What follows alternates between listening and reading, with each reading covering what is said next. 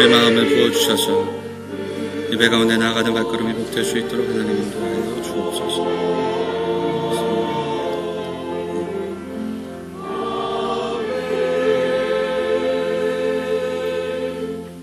하나님 말씀 신명기 24장 말씀 함께 보겠습니다. 신명기 24장 10절로 22절까지의 말씀 함께 교독하도록 하겠습니다. 24장 10절로 22절까지의 말씀을 교독하도록 하겠습니다. 교독하시고 22절은 같이 읽도록 하겠습니다. 네 이웃에게 무엇을 구워줄 때에 너는 그의 집에 들어가서 전당물을 취하지 말고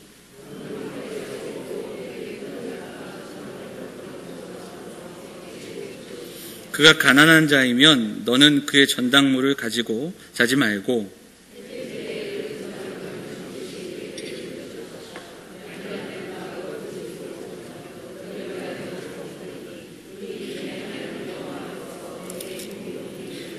곤궁하고 비난한 품꾼은 너희 형제든지 내 땅 성문 안에 우거하는 객이든지 그를 학대하지 말며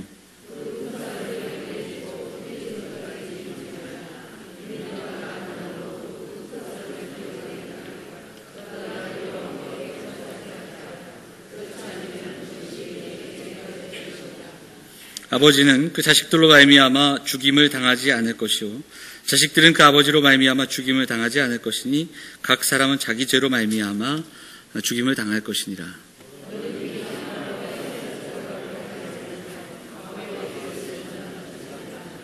너는 애굽에서 종되었던 일과 네 하나님 여호와께서 너를 거기서 속량하신 것을 기억하라.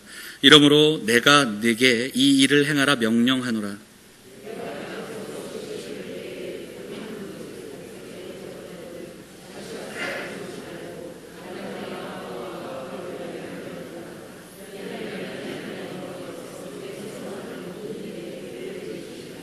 내가 네 감람나무를 떤 후에 그 가지를 다시 살피지 말고 그 남은 것은 객과 고아와 과부를 위하여 남겨두며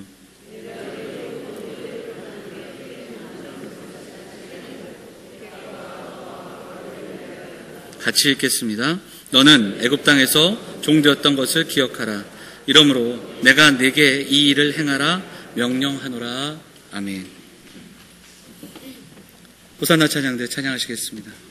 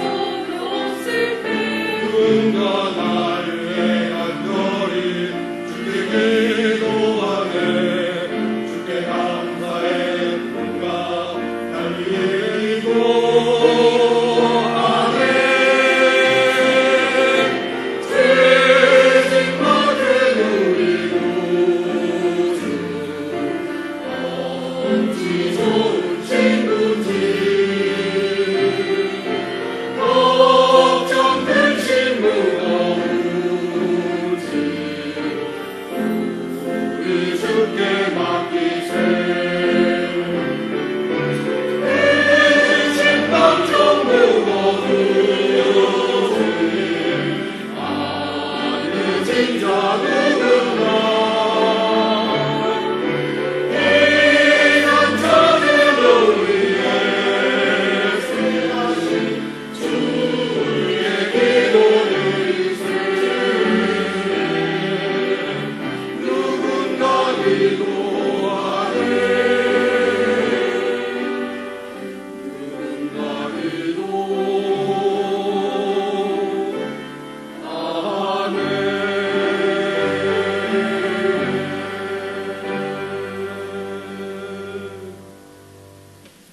아멘. 귀한 찬양 감사드립니다. 설 명절이 시작되고 이렇게 소식 들어보면 먼 길 오가는 성도들도 이미 출발한 우리 가정들도 있고요. 그리고 또 먼 곳에 또 있는 우리 성도들 이야기도 듣게 됩니다. 지난주에도 잠깐 이야기했지만 설날이 있는 것이 참 좋은 것 같아요. 장로님 기도하셨지만 1월 한 달 잘 보내고 2월 딱 시작하면서 새해를 한 번 더 이야기할 수 있다는 건 우리에게 기회가 있다는 겁니다. 새로운 한 해를 다시 한번 출발하는 의미에서 우리가 축복하고 격려하고 또 많은 만남들을 갖는 이번 명절 속에서 귀한 은혜가 있는 명절도 되시기를 간절히 소망합니다. 그럼에도 불구하고 명절이 누구에게나 기쁘고 감사한 날만은 아닌 것을 또 알고 있습니다. 왜냐하면 그 명절 증후군이라는 말도 있고요. 명절 이후에 또 여러 가지 일들을 또 보면 피곤하고 힘든 분들도 많습니다. 신지들 오랜만에 지인들을 만나는 것이 참 기쁘고 감사함에도 불구하고 또 이게 상황에 따라서는 힘들고 지친 그런 만남도 분명히 있습니다. 특별히 그 제사 문제로 힘든 성도들의 이야기를 듣거나 또 여러 가지 믿지 않는 가족들과의 만남이 참 불편한 또 힘들고 또 스트레스가 되는 그런 경우의 이야기들도 또 듣게 됩니다. 바라기는 이번 설날 모든 우리 성도들이 가는 곳 그리고 여러분의 만남이 정말 귀한 축복된 만남이 되기를 간절히 소망합니다. 그리고 또한 귀하고 기쁜 날 쉼이 있고 나눔이 있는 그런 명절이 되어서 또 하나님의 은혜 가운데 좀 회복을 경험하고 은혜를 경험하는, 은혜를 흘려보내는 그런 명절 될 수 있기를 간절히 소망합니다. 자, 그 마음 담아서 오늘 우리가 함께 하나님의 은혜를 먼저 구하고 또 함께 예배하고 또 함께 축복하는 귀한 하루 됐으면 좋겠습니다. 우리 양옆에 계신 분들, 앞뒤에 계신 분들 인사하겠습니다. 정말 잘 오셨습니다. 반갑습니다. 이렇게 인사하도록 하겠습니다. 오늘 본문의 말씀 의지해서 성도가 타인들을 대할 때라는 제목으로 말씀을 좀 나누도록 하겠습니다. 서두에 말씀드린 내용과 무관하지 않은 그런 흐름에서 오늘 말씀을 좀 보도록 할 텐데요. 고대 근동 사회에서 이스라엘은 참 독특한 나라였습니다. 애굽에서 탈출해서 가나안 땅을 가는 그 40년, 광야 40년 길 동안 애굽에서 나온 이스라엘 백성들은 사실 그 당시에 그들은 어찌 보면 난민이었습니다. 땅이 그들에게 주어지기 전까지는 그들은 광야를 헤매는 난민이었고요. 그들이 들어가는 가나안 땅은 이미 오랫동안 자리 잡은 국가들이 있었습니다. 그리고 가나안 땅으로 들어가기 전에 우회해서 들어가는 그 지역에는 모압과 암몬이라는 도시국가들도 이미 있었습니다. 그 나라들은 이미 왕이 있었고 그리고 정치 체계가 있었고 군사적으로도 아주 강력한 나라들의 형태를 갖고 있었습니다. 그에 반해 이스라엘은 아직도 왕이 없는 훌륭한 지도자 모세가 있었지만 선지자 모세로 알려진 그 모세는 그가 드러나지 않으며 항상 여호와 하나님이 우리의 왕이시다 이렇게 선포했고 이스라엘 백성들을 그 하나님의 말씀 아래에서 인도하며 그 하나님의 뜻 가운데 날마다 나아가야 한다라고 이야기했습니다. 스스로 왕이 되지 않았던 지도자가 바로 모세였습니다. 이 가르침 속에 모세는 시로일관 언약을 강조합니다. 언약 백성임을 강조하면서 하나님 나라 백성들에게 계속해서 이야기하는 그 언약의 흐름 속에 반복되는 몇 가지의 단어가 있는데 그 중에 하나가 자카르라는 단어예요. 이 자카르라는 단어는 기억하다라는 뜻이 있습니다. 그러니까 모세오경을 비롯한 구약의 역사 속에서 반복되는 그 단어 가운데 하나가 기억하다입니다. 무엇을 기억하는가? 바로 수많은 나라들 속에서 왕을 세우고 나라를 불강케 하고 그 나라를 이끄는 왕이 아니라 이스라엘을 애굽에서 건져내신 왕 되신 하나님을 기억해야 한다라고 계속해서 전하고 강조했습니다. 가나안에 들어가는 이스라엘은 수많은 나라들에 휩싸인 채 그러나 늘 기억해야 됐던 것이 자신들의 종 되었던 사실, 자신들이 애굽에서 노예였다라는 사실, 그런데 노예였던 그들을 하나님이 건져내 주셨다는 사실, 그리고 그 광야를 걸어가는 그 40년 동안 하나님의 계획과 하나님의 섭리 속에 그들을 인도하셨다라는 이 놀라운 은혜의 사실을 기억해야만 했습니다. 자신들은 예전에 핍박받고 억압받았다라는 최고의 약자였다라는 사실을 기억해야 했다라는 겁니다. 자, 그런 관점에서 오늘 본문을 보면 여러분 본문을 봉독하시면서 이렇게 보셨겠지만 정말 많은 얘기들이 짤막짤막하게 나옵니다. 사실은 23장 15절 이하의 말씀부터 우리가 다 함께 크게 살펴보게 되는데, 근데 여기에는 수십 개의 어떤 규례들이 나옵니다. 이럴 땐 이렇게 해라.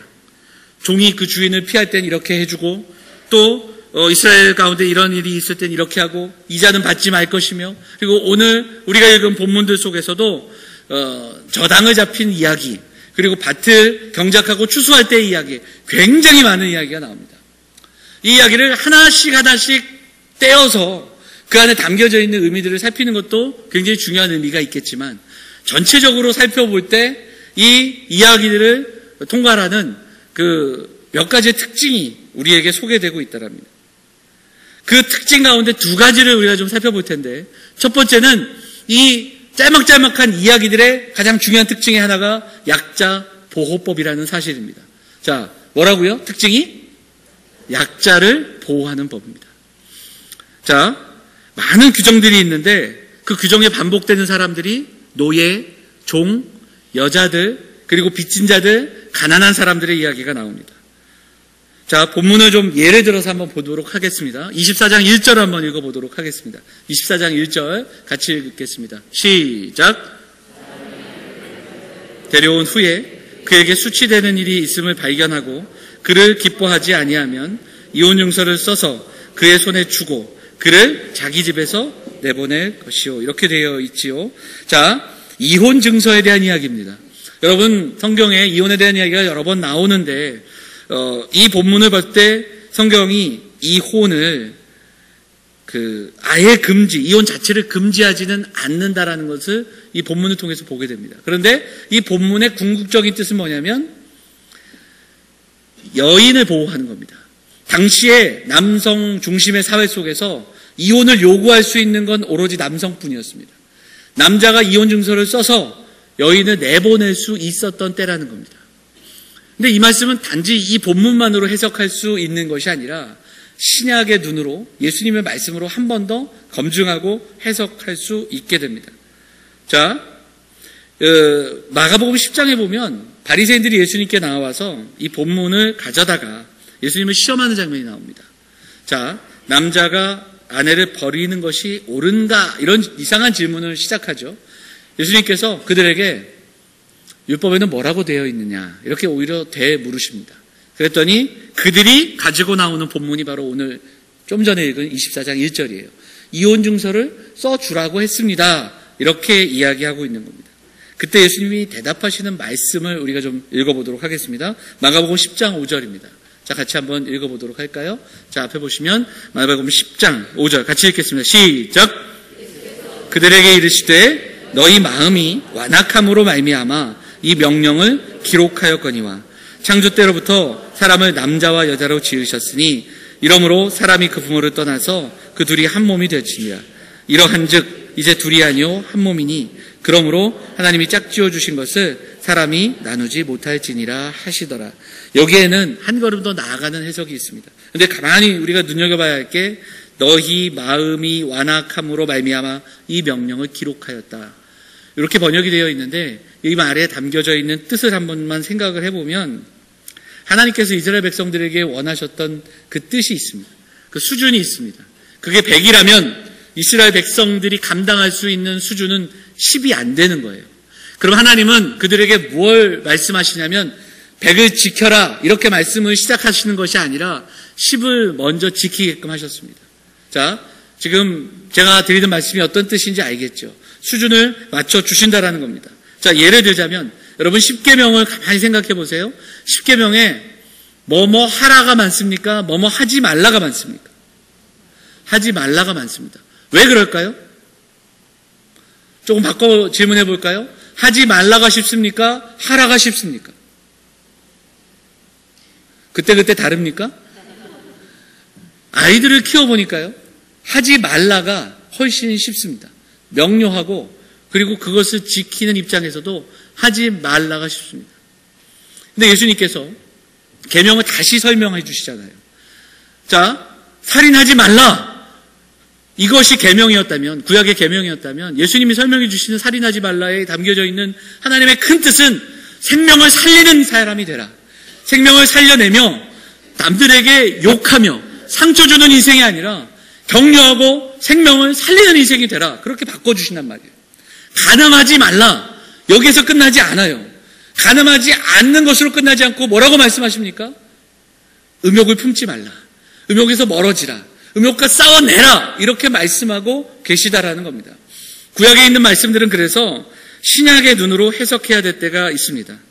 애굽에서 종살이했던 그들이 애굽에서 나와 이제 막 하나님 나라의 백성으로 시작하는 하나님 나라의 세신자들이에요.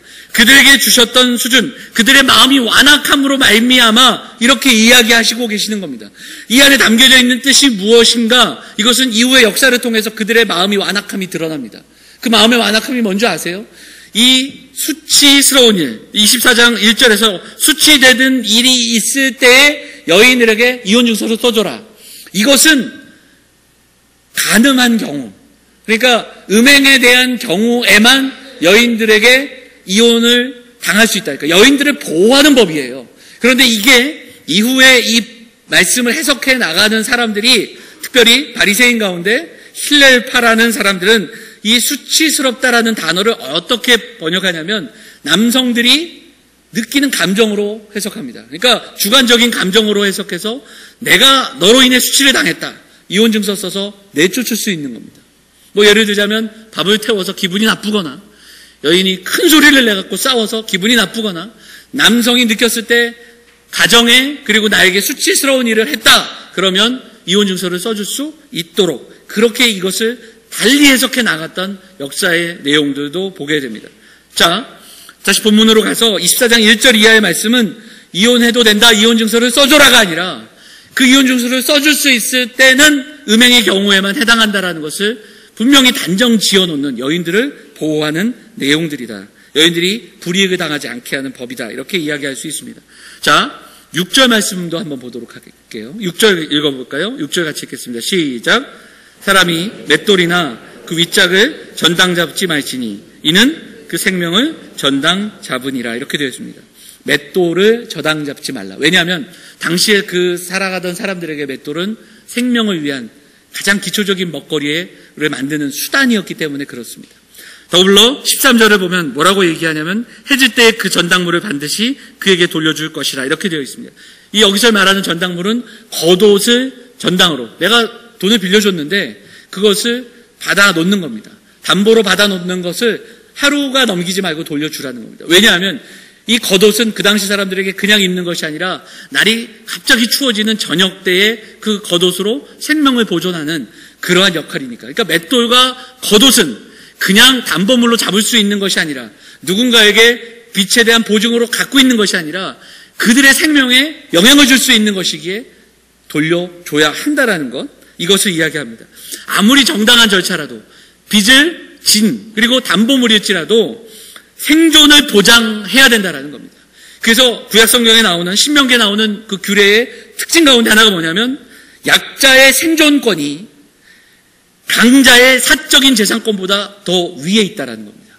누군가의 생존이 누군가의 소유보다 더 중요하다라는 것이 이 규례들의 공통적인 특징 가운데 하나라는 겁니다. 자, 15절 가운데 보면 누군가의 일을 시켰을 때 학대하지 말 것과 그리고 연약하고 가난한 자에게는 그날 당일에 임금을 지불해야 하는 것, 뭐 그런 이야기들도 나오고 있다라는 겁니다. 왜냐하면 가난한 사람에게는 오늘 일한 그 일당이 그 하루의 수입이기 때문에 그렇습니다. 그리고 그것으로 내일을 살아갈 수 있기 때문에 그렇습니다. 자, 17절 한번 보도록 할까요? 17절에 보면 구체적으로 그 당시에 약자들의 명단이 나옵니다. 자, 누구인가요? 그 명단 한번 볼까요? 17절 말씀 보니까 누가 나옵니까? 객이나 고아나 과부의 옷을 전당 잡지 말라. 그들에게는 그런 것죠. 옷 자체도 담보물로 빼앗지 말라라고 이야기합니다. 당시에 가난한 자, 그래서 과부와 객과 고아들에게 있어서 정의와 의복과 음식이 권리를 지켜줘야 하는 것을 이야기합니다. 자, 또 19절, 20절, 21절에 보면 곡식을 거둘 때에, 감람나무를 또한 거둘 때에, 그리고 포도를 딸 때 이야기가 나옵니다. 근데 이것을 다 수확하지 말라는 겁니다. 좀 남겨두라는 거예요. 누구를 위해서 그렇습니까? 조금 전에 말씀드렸던 객과 고아와 과부들을 위해, 연약한 자들, 가난한 사람들을 위해서 남겨두라는 겁니다. 참 여기에는 굉장히 배려도 담겨 있습니다. 뭐냐면 다 거둔 사람이 주관적으로 생각해서 그들을 구제할 수도 있습니다. 그냥 다 걷어놓고 가난한 사람은 내가 요 정도 도와줘야겠다, 이렇게 이야기할 수도 있습니다. 그런데 이게 그렇지 않고 그냥 남겨두는 겁니다. 그리고 그 나머지를 그들이 와서 알아서 가져갈 수 있도록, 내가 누구를 도왔는지, 내가 남겨놓은 이것이 누구를 위한 것인지 알 필요 없는 겁니다. 그러니까 가난한 자들, 약한 자들을 위한 배려가 여기에도 담겨 있다라는 겁니다. 여기서 우리는 이 규례들의 두 번째 특징을 생각해 보게 됩니다. 배려와 사랑과 은혜와 긍휼의 원리라는 겁니다. 오늘 본문의 이야기는 당시 근동지방의 규례와는 다른 매우 적극적인 선을 우리에게 소개하고 있습니다. 당부의 말씀이기도 하고 명령이기도 합니다. 그런데 이것이 결코 쉬운 일이 아니라는 겁니다. 내가 종을 부리고 있고 내가 누군가에게 빚을 빌려줄 수 있을 만큼의 그 경제적을 갖고 있는 사람에게는 이 일들이 불편한 일이라는 겁니다. 굉장히 손해보는 일이 될 수 있을 것 같고요. 내가 포도원을 갖고 있고 내가 논을 갖고 있는 사람이 당연히 갖고 있는 그 모든 밭의 소출과 그 모든 것들을 싹 걷어야 함에도 불구하고 남겨두라는 이 명령이 마음에 불편할 수 있다라는 겁니다. 그런데 이 말씀은 윤리적인 가르침이나 권면으로 끝나지 않고요, 명령으로 끝납니다. 그렇게 하라고 말씀하고 있다라는 겁니다. 그래서 본문은 사랑과 은혜의 원리를 기억해야 된다라고 이야기합니다. 힘겹기 때문에, 쉽지 않은 일이기 때문에 그들이 해야 할 것이 뭐냐면 그들이 예전에 누구였던가, 그들이 받은 은혜를 기억하며 잊지 않으며 거저주신 하나님의 은혜를 기억해야 이 일들을 감당해낼 수 있다는 사실이 이 말씀 안에 담겨 있다는 겁니다. 자, 9절을 한번 보도록 하겠습니다. 9절 같이 읽어보겠습니다. 9절 읽어볼까요? 시작. 너희는 애굽에서 나오는 길에서 네 하나님 여호와께서 미리암에게 행하신 일을 기억할지니라. 이 8절과 9절은 그 병자들, 특히 나병 환자들에 대한 내용이 담겨 있는데 그런 가운데 미리암의 이야기를 들려주면서 기억하라, 이렇게 이야기합니다. 자, 18절 읽어보도록 하겠습니다. 18절 같이 읽어볼까요? 시작. 너는 애굽에서 종되었던 일과 네 하나님 여호와께서 너를 거기서 속량하신 것을 기억하라. 이러므로 내가 네게 이 일을 행하라 명령하노라. 22절에도 반복해서 이 문장이 동일하게 반복되고 있다는 겁니다. 자신의 역사를 기억하라. 지금은 밭을 가지고 있고 지금 이제는 소출을 가지고 있게 되는 그런 사람일지라도, 누군가에게 무언가를 빌려줄 수 있는 그런 사람일지라도 원래 우리가 어디에 있었는지, 우리가 지금 왜 이런 자유를 누리고 있을 수 있는지, 그리고 우리에게 그 은혜를 주신 분이 누구신지를 기억하라 명령하고 있다라는 겁니다. 이스라엘의 역사 속에서 이 이야기는 반복이 됩니다. 그리고 이스라엘이 하나님을 떠나 패역하던 당시의 기록들을 보면 이 하나님의 부탁과 당부와 명령의 말씀을 지켜내지 못했던 이스라엘의 역사를 보게 됩니다. 그래서 좀 전에 말씀드렸던 과부와 고아와 객과 그리고 가난한 자들을 돌아보지 않으며 그들을 멸시하며 또 그들이 고난을 받았던 그런 역사들이 반복이 됩니다. 선지자들은 그것을 향하여 책망합니다. 그리고 그들의 죄를 이야기합니다. 아모스 선지자 때 보면 어떤 그 기록까지 보게 되냐면 약간의 은을 얻기 위해 사람들은 무슨 짓을이라도 하고 있습니다.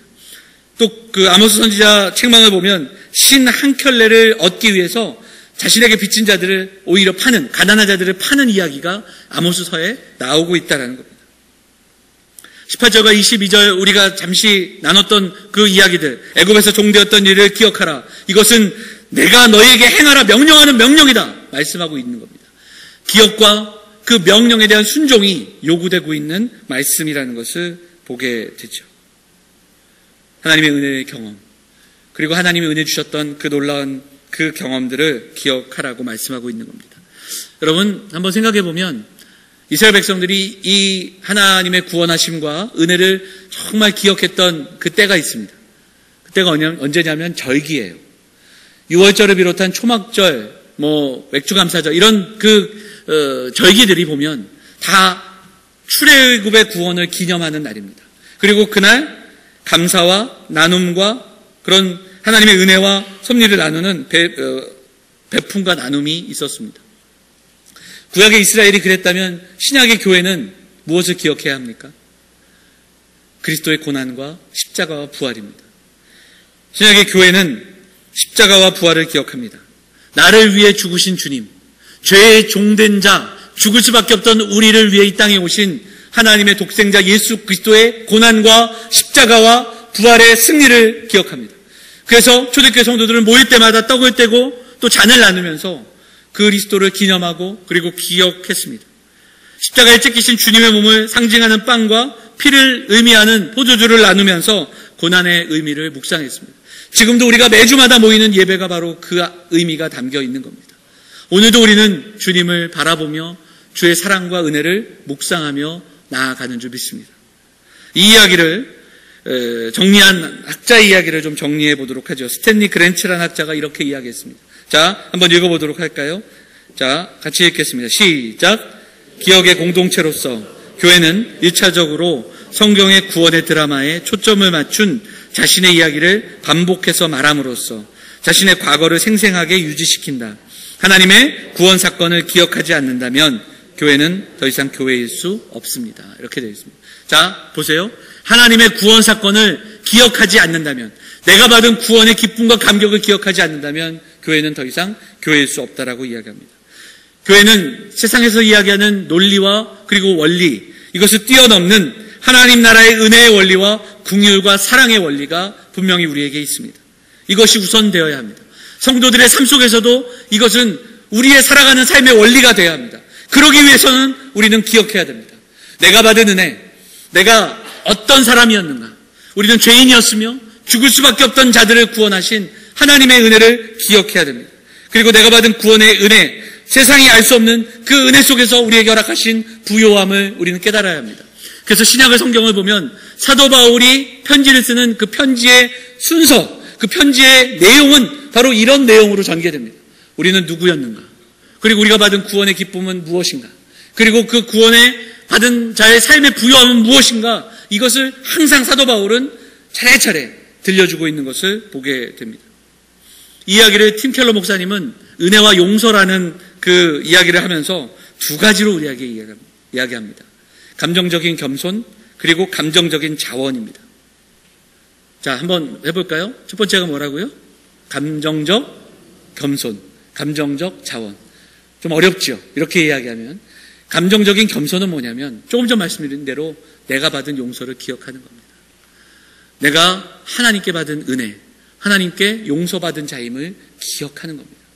그렇게 함으로 용서할 수 있는 자리로 나아가는 겁니다. 용서의 원리. 그런데 여기서 끝나지 않고 한 걸음 더 나아가야 합니다. 왜 그러냐면 내가 은혜 받았고 내가 용서받은 것은 알매도 불구하고 삶의 자리로 나아갔는데 내 삶의 형편이 그다지 나아지지 않거나 오늘 말씀드린 것처럼 이게 흑백의 논리, 선악의 논리가 아니라 정말 살아가는 삶의 순간순간 속에서 내가 이 애들을 선함으로, 적극적인 선으로 감당해야 됨에도 불구하고 내게 손해가 있거나 내게 불이익이 있거나 내게 유익이 없을 때 우리는 갈등하고 이 적극적인 선으로 나아가기가 힘들다라는 겁니다. 내가 구원받은 자라는 것을 알면도 불구하고 삶에서 이 자리로 나가는 것이 참 쉽지 않다. 그래서 필요한 것이 무엇이냐? 바로 우리에게 이 은혜, 감정적인 자원의 원리로 나아가야 한다는 겁니다. 이거 뭐냐면, 감정적인 자원은 뭐냐면 용서받은 자로 끝나는 것이 아니라 예수 그리스도로 말미암아 이 땅 가운데 살아가는 우리에게 주신 부요함입니다. 천국의 소망을 주셨고 이 땅을 넉넉히 승리하며 살아가게 하셨고 이 땅에서 하나님의 자녀로 하나님 나라를 선포하며 살아가게 하셨다는 것을 기억하는 겁니다. 그리스도로 인해 얻은 부요함, 환경을 넘어서서 어떤 것도 우리를 빼앗을 수 없는 하나님의 사랑에서 끊을 수 없는 그 은혜를 우리가 깨닫고 기억하며 나가는 겁니다. 날마다 우리가 말씀 앞에 서야 하는 이유가 여기 있습니다. 오늘도 함께 예배하는 이유가 우리를 구원하신 하나님을 기억하지만 그리스도를 기억하며 또한 한 걸음 더 나아가서 그 그리스도의 풍성함으로 우리를 초대하셨기에 우리 공동체가 함께 모이고 우리가 함께 예배하면서 하나님을 찬양하고 그 찬양하는 인생으로 살아갈 결단과 소망을 가지고 예배하는 것인 줄 믿습니다. 그때 그 기억과 그 집중과 그 순종이 있을 때 손해보는 것 같지만 내가 조금은 양보하는 것 같지만 그러나 그 삶이 더 부유하고 풍성하다는 것을 깨닫고 나아갈 수 있다는 겁니다. 사랑하는 여러분, 하나님의 은혜를 기억할 때 우리가 그 은혜를 누릴 수 있습니다. 세상이 알 수 없는 그 부요함을 소유한 우리들이 이 땅 가운데 살아가는 삶의 순간순간마다 약한 자, 가난한 자, 그리고 소외된 자들을 향해서 은혜를 흘려보는 것이 당연함을 깨닫고 그 은혜의 통로가 되는 사랑하는 성도들, 믿음의 공동체 되기를 간절히 소망합니다. 사랑하는 여러분, 오늘 말씀 우리에게 이야기하고 또 명령합니다. 은혜를 아는 데에 머무르지 말고 은혜를 나누는 은혜의 통로가 되는 인생이 되라고 말씀하고 있습니다. 설교 준비하면서 본문을 읽어 내려가는 가운데 이번 주에 그 뉴스 한 자락에서 외신 뉴스를 보면서 오늘 말씀을 한 번 더 생각해 보게 됐습니다. 네덜란드에서 있었던 이야기인데요. 지금 그 유럽이 참 여러 가지로 힘든 가운데 있는데 그 중에 그 유럽 사회에서 가장 큰 문제가 난민의 문제입니다. 이 난민을 대하고 그리고 유럽이 전체적으로 지금 세계가 민족주의의 정서들이 이렇게 강하기 때문에 우리 민족도 책임지기 힘들기에 그 난민들을 받아들이는 것이 참 쉽지 않은 그런 그 때에 그런 갈등들이 있는 것을 보게 됩니다. 그런 가운데 네덜란드에서 있었던 일인데 아르메니아라는 곳에서 탈출해서 네덜란드에 정착했던 한 가족이 있습니다. 탐나지안이라는 이름의 사람인데 이 가족이 몇 년 동안 네덜란드에서 그러니까 정착해서 망명을 하고자 했고 그리고 그 나라의 도움을 받고자 했습니다. 그런데 이 네덜란드가 이것을 거부하고 추방 명령이 떨어진 겁니다. 이렇게 되면 이 가족은 이 나라를 떠나야 됩니다. 갈 데가 없고요.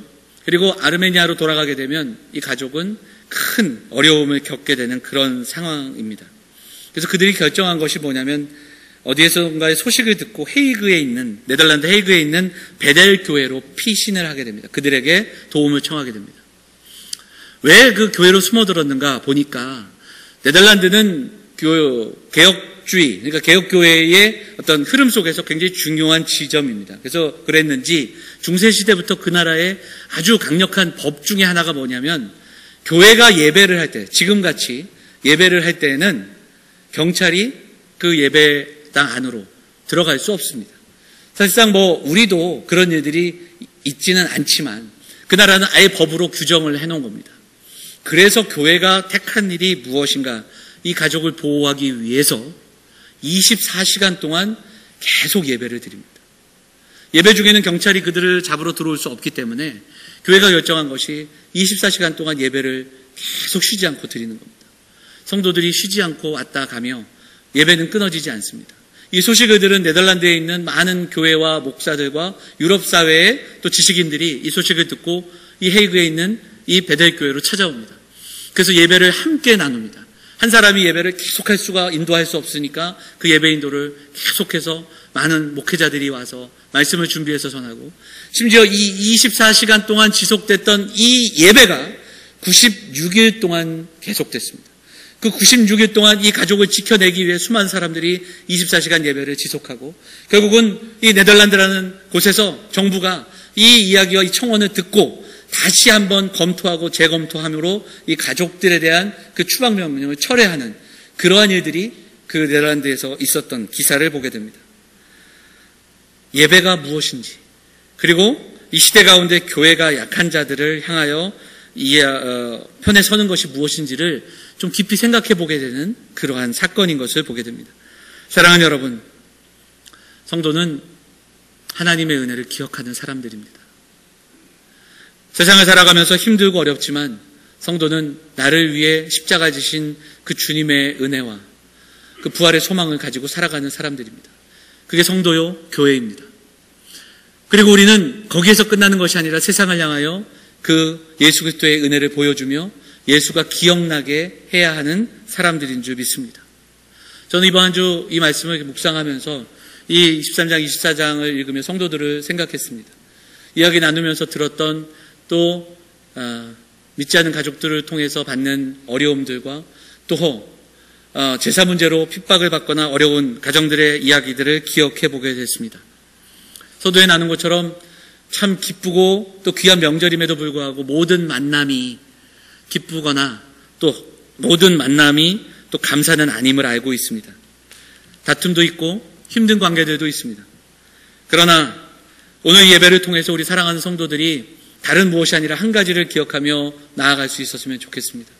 우리에게 주신 그 크신 하나님의 사랑과 은혜를 기억하면서, 그리고 거기에서 끝나지 않고 구원받은 우리에게 주신 풍성한 삶의 그 풍성함과 부요함을 기억하고 천국의 소망으로 살아가는 하나님 나라의 은혜를 생각하면서 명절, 우리에게 허락된 수많은 만남으로 담대하게 나아가는 우리 성도들 되시기를 축복합니다. 사랑하는 여러분, 오늘 이 예배를 통해서 우리가 받은 은혜를 기억하며 가슴에 새기며 나아갔으면 좋겠습니다.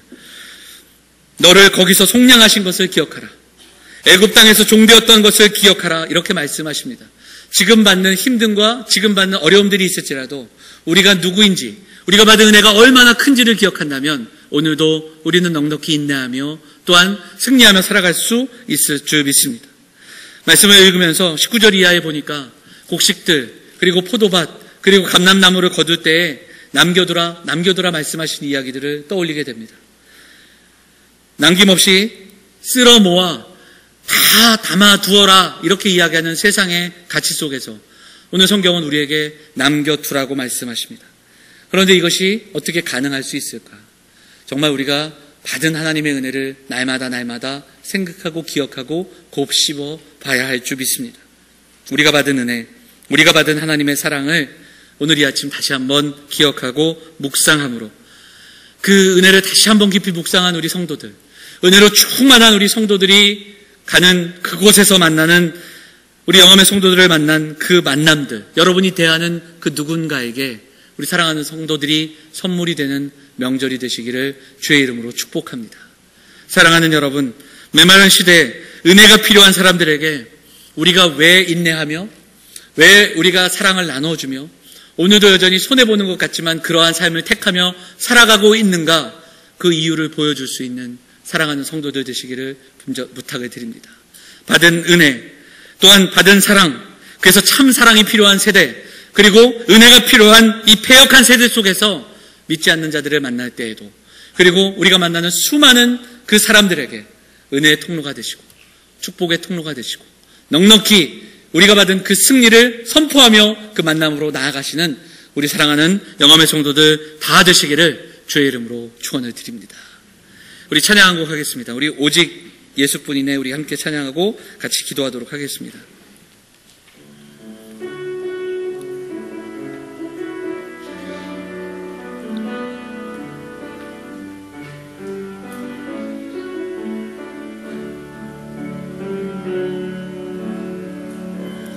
은혜 아니면 살아갈 수가 없네.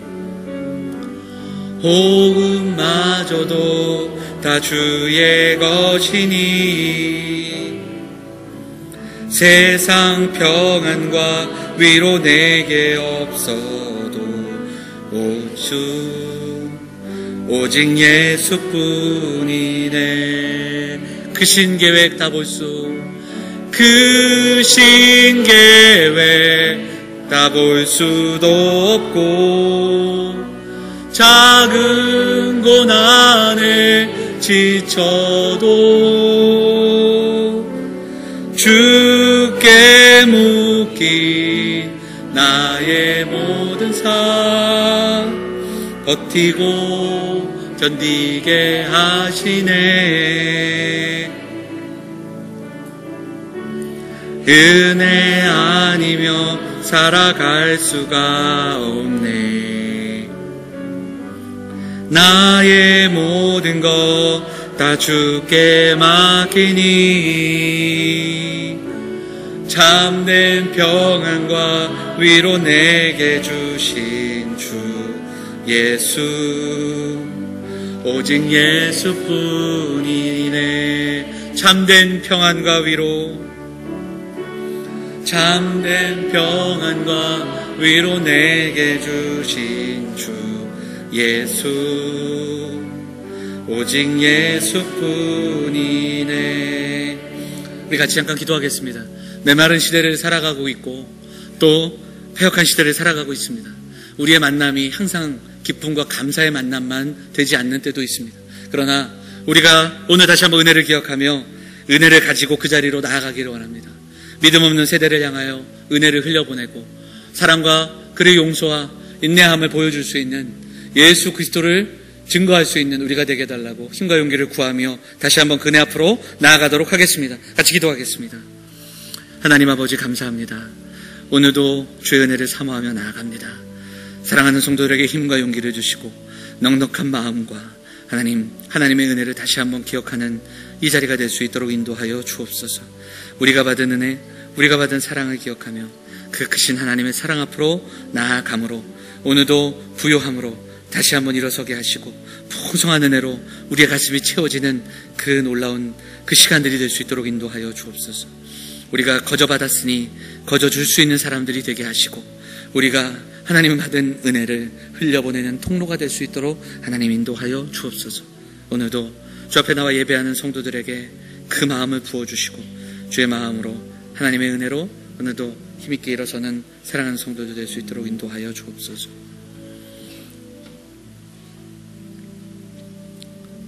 사랑과 은혜가 풍성하신 하나님 아버지, 오늘도 우리가 예배하게 하시고 하나님을 만나며 하나님의 은혜를 묵상하는 시간 주시니 감사를 드립니다.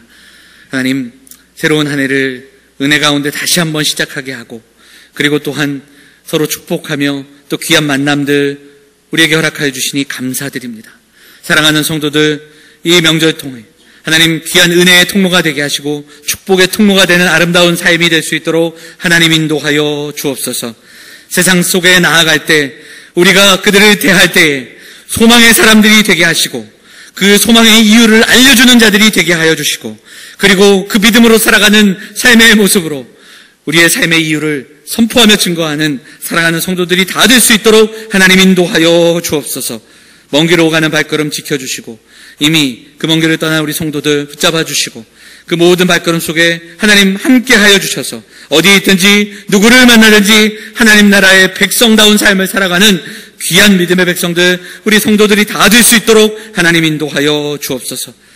그 안에 이 명절 기간 속에서도 병원에서 그리고 또한 침상에서 하나님의 은혜를 사모하는 우리 환우들 기억하여 주시고 먼 곳에 있는 우리의 자녀들, 군에 가 있는 자녀들, 또 먼 곳에서 유학 가 있는 우리의 자녀들, 먼 곳에서 일하는 우리의 성도들, 또 여러 가지 이유로 함께하지 못하는 성도들을 기억하시며 하나님 은혜를 허락하여 주시고 하나님의 예배 가운데 하나님 부어주시는 그 부요함들을 경험하는 사랑하는 성도들 될 수 있도록 인도하시고 회복을 허락하여 주시옵소서. 사랑하는 성도들이 함께 나와 예배합니다. 이 시간 우리의 마음과 정성을 들여 예물을 드린 손길과 우리의 삶을 드리는 결단을 기억하여 주시고 우리가 이 땅을 살아가며 그 하나님 주신 사명자로 그렇게 살아가는 우리 모두가 될 수 있도록 하나님 인도하여 주옵소서.